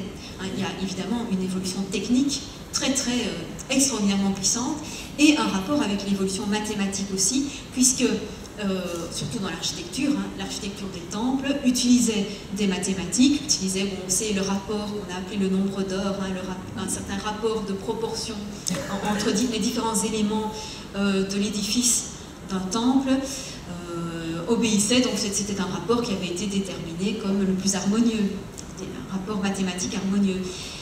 Il y avait des corrections optiques aussi, hein, dans certains temples d'Athènes, qu'on ne trouve pas dans tous les temples de toutes les cités grecques, mais des corrections optiques qui étaient aussi calculées pour que l'effet visuel soit le plus beau possible, etc. Bon, donc on utilisait les mathématiques, bien sûr. Quoi encore? Bon, on pourrait certainement trouver d'autres rapprochements qui font que... Oui, une suggestion? Oui, Deleuze faisait un schéma relativement simple. Deleuze, dans ses cours les derniers sur l'art, expliquait quand même qu'on peut concevoir qu'avec l'Égypte, on était sur un plan, il y avait une forme, un fond, et qu'avec les Grecs, naît ce qu'il appelle la modulation, la profondeur, l'espace, le mouvement. Il est certain qu'à peu près au 5e siècle, avec Praxitèle, on commence à avoir des déhanchés, on a des choses très importantes qui ont révolutionné l'art, puisque les drapés, les études, on parle d'un temps léger pour les reliefs et différencier avec les creux. Enfin, c'est tout un art occidental qui se met en place. Ça paraît très important quand même, en le simplifiant comme ça à l'extrême, de dire. Oui, évidemment, ce qui reste difficile pour répondre, enfin pour clôturer sur cette question, c'est de voir le rapport vraiment avec la philosophie en elle-même. Alors ça, pour moi, c'est pas évident. On aurait pu avoir je pense qu'il aurait parfaitement... Il faut laisser à la philosophie aussi son caractère peut-être d'événement justement non nécessaire, hein, d'événement non nécessaire. C'est-à-dire que on pourrait imaginer une civilisation grecque aussi riche en art, aussi riche en création politique et dépourvue de philosophie. C'est parfaitement possible, je pense que c'est parfaitement possible. Il y a là quelque chose quand même de contingent qu'il faut conserver. Voilà. Il s'est passé quand même un événement qui aurait pu ne pas se passer.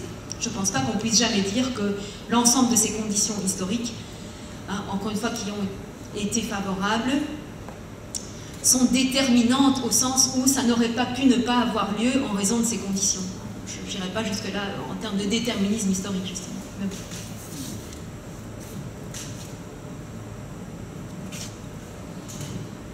Est-ce que ce n'est pas la même exception qui fait que c'est dans cette société-là que, d'une part, comme tu l'as dit, la philosophie peut naître, d'autre part, des sciences qui sont séparés de l'utilité, mais aussi un art qui est séparé de l'utilité. C'est-à-dire auparavant, l'art, si on pense à des arts très anciens, il avait vraiment une fonction d'invocation ou d'autres fonctions d'honorer le pouvoir, etc.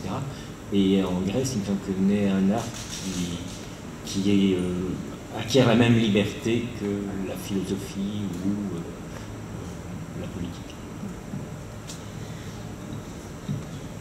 En fait, c'est une transition assez progressive, parce qu'en Grèce aussi, une bonne partie des formes d'art sont liées à la religion, bon, bien sûr les temples, les statues des dieux, et à cette religion qui est civique. Donc c'est vraiment lié à la fois au côté vraiment proprement religieux et au côté politique au sens de la vie citoyenne. C'est-à-dire que c'est aussi un art qui célèbre la cité et qui célèbre en même temps les dieux. Mais il y a des... Alors ça, c'est surtout pour les formes d'art plus monumentales. Pour les formes d'art peut-être plus mineures, là, il y a une créativité qui est moins guidée par... enfin, qui est plus guidée par l'ornementation, hein, notamment tout ce qui est poterie. Voilà, là, on a plus un art qui est pour lui-même, quoi. Alors, ce qui n'empêche pas, évidemment, la créativité. Enfin, dans les deux cas, c'est favorable à la créativité, parce que le fait d'être une célébration n'empêche évidemment pas qu'on perfectionne sans cesse, qu'on innove sans cesse, voilà. Mais je ne dirais pas que l'art est séparé de la religion ou de la célébration alors, politique, de la célébration, oui, du cadre du pouvoir, quoi. C'est venu plus progressivement. C'est vrai que la sculpture non religieuse est venue plus tard, en fait. C'est plutôt à l'époque hellénistique qu'on a eu une sculpture vraiment purement ornementale ou plus privée.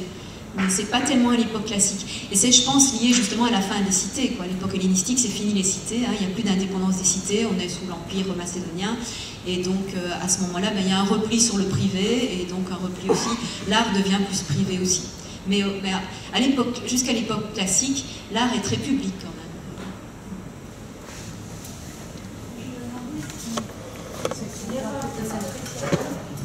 Je me demandais s'il n'y avait pas une très grande influence de la philosophie par rapport à la création artistique.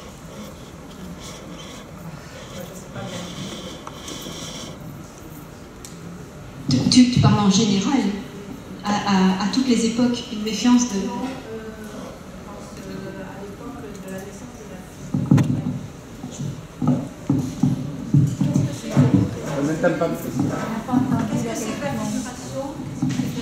Qu'est-ce que c'est que la représentation? Et est-ce que... il n'y a pas une vérité de la représentation. La représentation, c'est toujours l'art qui va à l'encontre de ce qu'est la démarche philosophique, qui serait celle de la recherche de la vérité. Voilà. Donc moi j'ai l'impression que là, il y a un hiatus. Oui, alors je pense que là, disons que jusqu'à Platon, on n'a pas de réflexion sur l'art de la part des philosophes. Donc toutes les thématiques que je vous ai citées, ce sont celles qui ont été évoquées par un ou plusieurs de ceux qu'on appelle les présocratiques, mais la question de l'art n'est évoquée par aucun d'entre eux, sauf la musique avec les pythagoriciens, hein, dans la mesure où ils ont fait des études musicales liées à la mathématique, une mathématique de la musique en fait, hein, mais ils ont aussi du coup développé la musique. Mais à part ça, il n'y a pas de... Et d'ailleurs, on n'a pas non plus de texte qui explique cette démarche, leur idée de la musique comme art, proprement dit, ou comme création. Donc, à part ça, on n'a pas de réflexion jusqu'à Platon. Et évidemment, Platon, lui, il a une vision de l'art qui... Je ne pense pas qu'on doive la généraliser à toute la pensée grecque, justement, parce que je crois qu'elle lui est très particulière. Platon, il a une vision de l'art au service de la morale. Alors voilà autre chose, hein. C'est pas au service de la religion ou de la politique, c'est au service de la morale.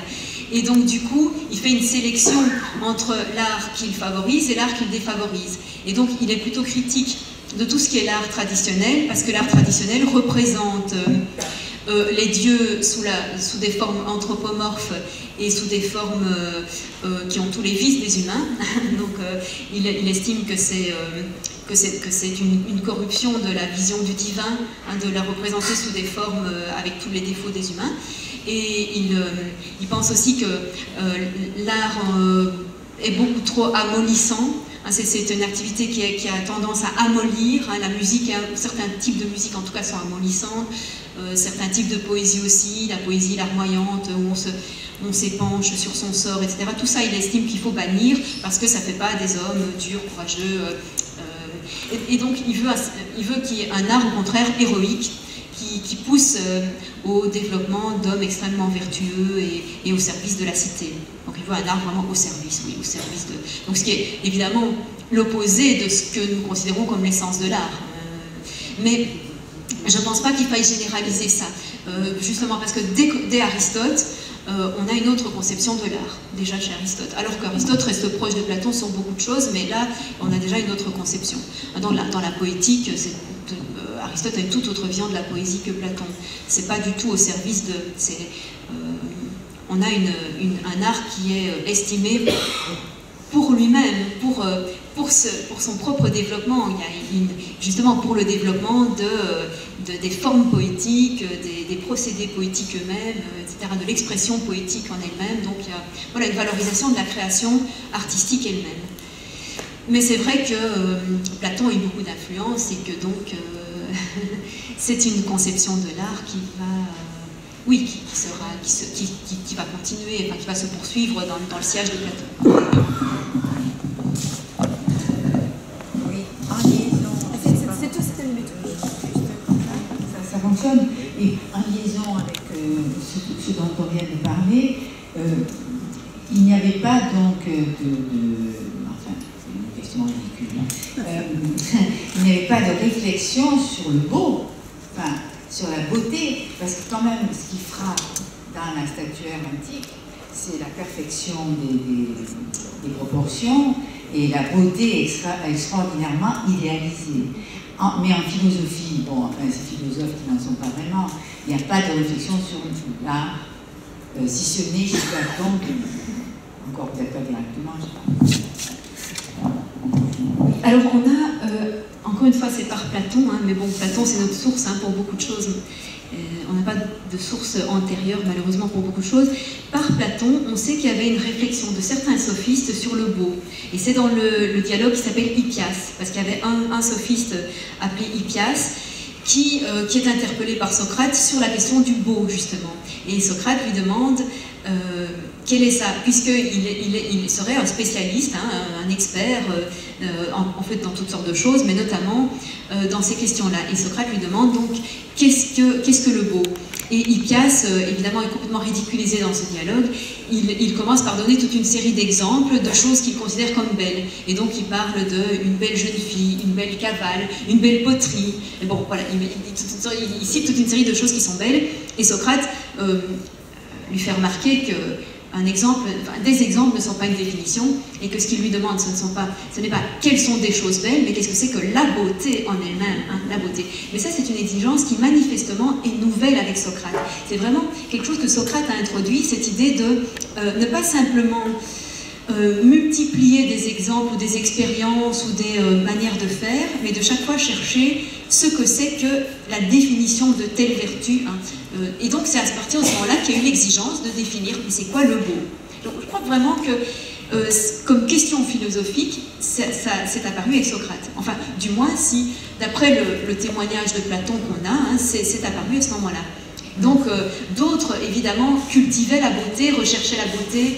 Platon parle aussi des amateurs de spectacle, des gens qui vont voir chaque fois qu'il y a quelque chose qui se passe dans le domaine artistique, hein, toutes sortes de spectacles, de musique, toutes sortes de choses, puisque c'était culturellement extrêmement vivant. Il y a des amateurs qui passent comme ça de l'un à l'autre, qui ne veulent rien rater de toute l'émergence artistique, mais manifestement, ils ne se posent pas la question, mais c'est quoi le beau dans chaque cas? Ils accumulent des expériences. Et d'ailleurs, Platon oppose ça à la philosophie. Il dit justement, l'amateur de spectacle, au sens de l'amateur de beauté singulière, il va chaque fois chercher une beauté quelque part, la beauté d'une musique, la beauté d'une pièce de théâtre, la beauté d'une peinture, il va chaque fois chercher de la beauté, hein, cet amateur, mais il n'est pas philosophe parce qu'il ne se demande pas qu'est-ce que la beauté. Donc ça nous permet encore de cerner justement la spécificité de la philosophie qui est de chercher l'essence, le point commun entre toutes ces choses qui sont belles. C'est quoi qu'elles ont en commun? C'est quoi voilà, l'essentiel qui les rassemble toutes? Mais malheureusement, notre premier témoignage de cette question, c'est chez Platon qu'il attribue à Socrate. Voilà. Est-ce que ça est... Voilà, on ne peut pas assurer absolument que ça n'avait pas été formulé avant, mais voilà, d'après Platon, ça n'avait pas été formulé avant. Oui. Pardon, oui, allez-y. Oui. Voilà, dans cet immobilisme où ils se complaisaient en ce qui concerne par exemple la religion, qu'ils ont remis en question au niveau des mythes, qu'en était-il de cette fameuse liberté de la femme, puisque la femme n'avait aucune liberté, ils conçoivent la liberté d'une autre façon, mais la femme là-dedans, est-ce qu'ils se sont posé la question? Oui, c'est très important, évidemment. On est tellement habitué, finalement, qu'on ne le mentionne même plus. Hein. On est tellement habitué que ce soit une culture qui fait une différence radicale entre les deux genres. Hein. Bon, il y a, les hommes ont la vie publique et les femmes ont la vie privée. Hein. Les femmes sont à la maison, elles ont une certaine liberté à l'intérieur de la maison. Pardon, est-ce que les philosophes ont pensé... Oui, alors à partir de Platon, de nouveau, je suis obligée de le dire, c'est à partir de Platon seulement, ou du moins qu'on en a la trace, hein, qu'on en a la trace. Alors voilà, c'est toujours ça le problème, il faut toujours prendre cette précaution. Mais moyennant cette précaution, à partir de Platon, on a une réflexion, et c'est même assez étonnant parce que pour une fois, Platon est énormément en avance sur son temps. Il est extraordinairement progressiste par rapport à tout le monde, hein, puisque Platon, dans la République, il dit que les femmes doivent avoir la même éducation que les hommes, et qu'il faut là aussi sélectionner les meilleurs, hein, et les pousser le plus loin possible, et elles peuvent recevoir les mêmes fonctions que les hommes, y compris les fonctions politiques, après leur période de maternité. Voilà. La maternité est une période où ça les empêche un petit peu, mais après leur période de maternité, elles peuvent accéder absolument à toutes les mêmes fonctions que les hommes. Et donc, dans une œuvre postérieure à la République, dans les lois, il revient sur cette question et il dit que voilà, sa proposition a été extrêmement mal acceptée. Il dit, elle est en avance sur son temps. Voilà, mon époque n'est pas prête à recevoir cette question. Alors bon, je vais proposer une alternative. Et il repropose donc quelque chose de beaucoup plus traditionnel et correspondant. Voilà. Mais c'est une exception. Alors on a dit aussi que chez les pythagoriciens, il y aurait eu des femmes admises dans l'école, et donc ça aurait été aussi une exception, une école plus ouverte aux femmes. Mais alors là, les documents ne sont pas très clairs sur cette question, et d'après certains documents, le rôle des femmes aurait été complètement subalterne dans l'école, c'est-à-dire qu'elles n'auraient pas été, c'est une école initiatique, hein, on va voir ça, on passe par plusieurs stades d'initiation, et les femmes n'auraient pas été jusqu'au bout, et elles auraient été simplement, elles ne recevraient que l'enseignement moral de l'école. Donc moral, hein, c'est-à-dire, bon, on éduque les femmes à la vertu pour qu'elles restent bien à leur place, et donc il y a quelque chose qui n'est pas, voilà, qui de toute façon, ce n'est pas l'avancée qu'on pourrait espérer. Donc non, oui, effectivement. Donc les philosophes, effectivement, ont pensé à cette question.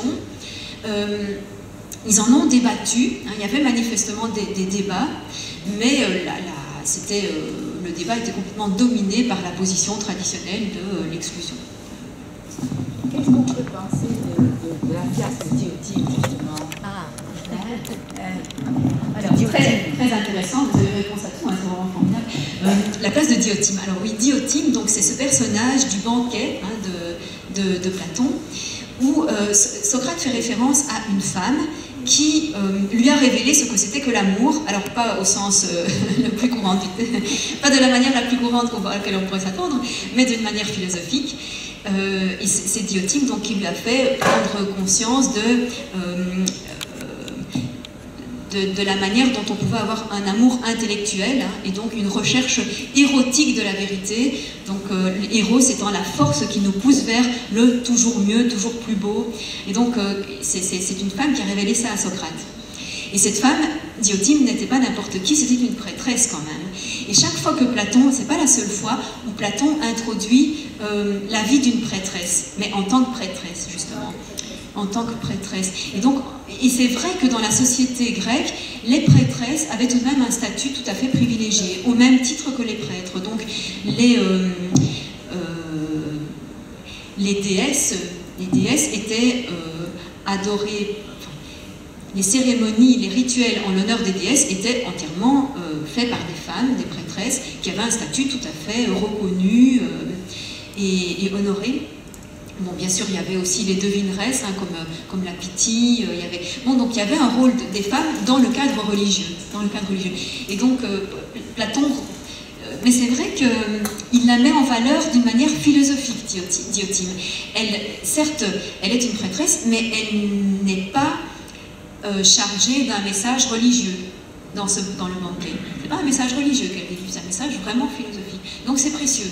Et peut-être que ça correspond effectivement à cette ouverture que Platon avait par rapport aux femmes. Alors, si je peux me permettre une petite théorie personnelle là-dessus, bon, il est très probable que Platon ait été homosexuel et qu'il avait une mère remarquable. Alors ça doit faire tes délices. une mère qui a une personnalité remarquable, lui-même qui est homosexuel et puis qui célèbre les femmes, hein, qui s'est rendu compte que les femmes étaient autre chose qu'un objet sexuel et domestique. Alors voilà, il y a peut-être un rapport avec ça.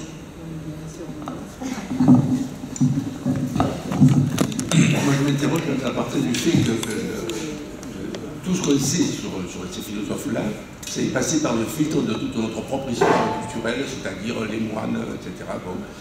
Et dans quelle mesure tout ça, ça a été filtré, éliminé, on le voit bien pour Épicure par exemple, mais on sort du sujet. Mais à quel point nous sommes dépendants de notre propre histoire qui a filtré tout ça et qui fait que... Parce que c'est pas possible que autant de penseurs aussi importants qui étaient encore connus au IIIe siècle, puisque Diogène en parle, Diogène de Cyrène. Tout ça, bon, il en reste très peu de choses, des fragments, et encore qu'on est allé récupérer à droite et à gauche par quelqu'un qui les a rapportés. Oui, là tu poses la question des sources, hein, et donc ça me permet de l'aborder, et je pense que c'est vraiment une question importante, donc abordons-la. Alors, premièrement, un premier fait, disons, historique, c'est que les premiers penseurs étaient moins bavards que leurs successeurs. C'est-à-dire ils avaient manifestement, d'après beaucoup de témoignages concordants, ils n'avaient pas énormément écrit, chacun d'eux. Et donc, pour certains, on a à peu près tout ce qu'ils ont écrit. Par exemple, pour Parménide, on a à peu près l'ensemble de son poème. On sait qu'il en manque des parties, mais qui n'étaient pas considérables. Pour Héraclite, on a beaucoup de fragments. Il n'avait écrit que fragmentairement. Donc c'était volontaire, cette écriture fragmentaire. Et on a à peu près aussi tout. Alors c'est vrai qu'il y en a... C'est vrai que la plupart, quand même, il nous manque de larges pans de ce qu'ils avaient écrit. Mais quand tu dis on les connaissait encore au IIIe siècle de notre ère, hein, puisque Diogène la mentionne, on en connaissait... Alors, eux-mêmes n'avaient plus tous les textes non plus. Et là, il faut que je vous parle alors du coup de ce que je vous ai renseigné là sur les sources. Notre source la plus intéressante, la plus importante, la plus complète, qui cite des pans entiers littéralement de ces textes très anciens, c'est un néoplatonicien du VIe siècle de notre ère. Donc il est assez tardif. Et c'est quelqu'un qui fait remarquer justement que les textes sont rares à son époque et que donc c'est la raison pour laquelle il les recopie entièrement. Parce qu'il a la conscience qu'ils sont rares et qu'ils risquent de se perdre. Et il sait de quoi il parle parce que c'est un philosophe qui a dû fuir l'Empire byzantin, puisque la Grèce était à cette époque-là dans l'Empire byzantin, qui a dû fuir l'Empire byzantin parce que toutes les écoles païennes étaient interdites au nom du christianisme. Et il s'est réfugié à Damas. Damas était alors le foyer intellectuel le plus proche. Et donc, il y a deux philosophes néoplatoniciens, Damascus, de Damas justement, hein, et Simplicius, qui se sont réfugiés là. Et donc, d'une part, là, manifestement, ils ont emporté beaucoup de manuscrits et les ont de cette manière-là préservés. Et d'autre part, une partie de ces manuscrits a été traduite en syriaque, et puis du syriaque à l'arabe. et puis de l'arabe au latin, et c'est revenu de cette manière-là. Donc ça, c'est l'un des circuits qu'a pu suivre la tradition pour sauver une partie. Alors beaucoup a brûlé dans des bibliothèques, comme la bibliothèque d'Alexandrie, beaucoup a été abandonné. Platon et Aristote, ils mentionnent souvent leurs prédécesseurs, mais ils les citent très rarement littéralement. Alors, est-ce que c'est parce qu'ils n'avaient pas les textes? Est-ce qu'ils ne les avaient déjà pas?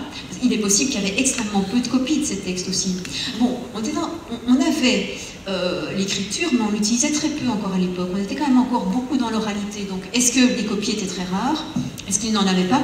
Ou est-ce que simplement ça ne les intéressait pas de citer littéralement? Ils n'avaient peut-être pas ce souci que nous avons de l'exactitude, d'être précis dans nos sources. C'est difficile de répondre à cette question-là. Est-ce que Platon est fiable? Alors, Platon n'est pas entièrement fiable. C'est certain que voilà, Platon n'est pas entièrement fiable. Et Aristote l'est un tout petit peu plus parce que, mais sans l'être tout à fait, justement parce qu'il ne cite pas littéralement. Chacun d'eux se réfère à ses prédécesseurs uniquement par rapport à ce que lui-même veut introduire, donc uniquement pour montrer jusqu'à quel point ses prédécesseurs étaient allés et ce que lui apporte par rapport à ça.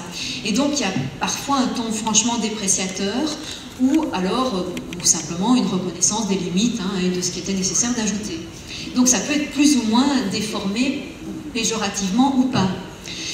Platon, quand il parle des sophistes, est extrêmement dépréciateur. Et pourtant, c'est une source importante. Et dans le Protagoras, par exemple, c'est admirable ce qu'il fait dire à Protagoras. Donc, c'est pas non plus toujours négligeable comme source. Et donc, le problème, c'est qu'on doit absolument appliquer une méthode de critique des documents pour laquelle il faut tomber ni dans un extrême ni dans l'autre, je dirais. C'est-à-dire il ne faut ni considérer qu'on n'a aucun document fiable, ni considérer que tout est fiable. Voilà, il faut vraiment essayer de multiplier les recoupements et évaluer la vraisemblance aussi. Alors, je dirais pas aussi évaluer le degré d'éloignement dans le temps, parce qu'un auteur postérieur peut être beaucoup plus fiable, c'est l'exemple de Simplicius que je donnais, peut être beaucoup plus fiable qu'un auteur beaucoup plus proche, mais qui ne se réfère pas de manière précise. Voilà. Donc, cette critique de source, elle existe, elle a été faite amplement, de multiples fois, et je pense que c'est vraiment essentiel de ne pas faire dire aux présocratiques plus qu'ils ne l'ont dit, mais de ne pas non plus s'interdire d'interpréter, de ne pas non plus s'interdire de tirer quelque chose qui nous parle à partir du peu qu'on a. Parfois on sait, d'autant plus que parfois on sait que le peu qu'on a c'est presque tout de l'auteur, donc on peut se permettre de franchement interpréter à partir de là.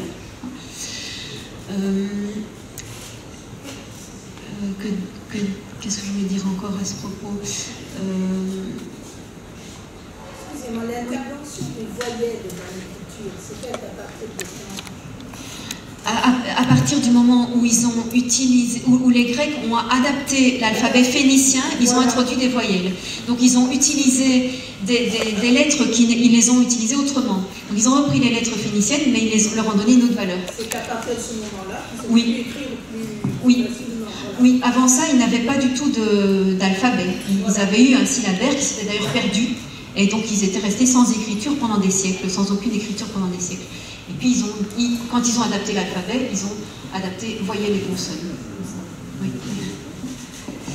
Voilà, écoute, ce que je propose de faire à propos des sources, c'est chaque fois de toute façon que je parlerai d'un auteur, je dirai comment on sait ce qu'on sait. Qu'est-ce qu'on sait exactement de lui, avec plus ou moins de certitude, et voilà, et à partir de quoi on interprète. Je pense que c'est absolument essentiel, effectivement, de chaque fois dire où commence l'interprétation,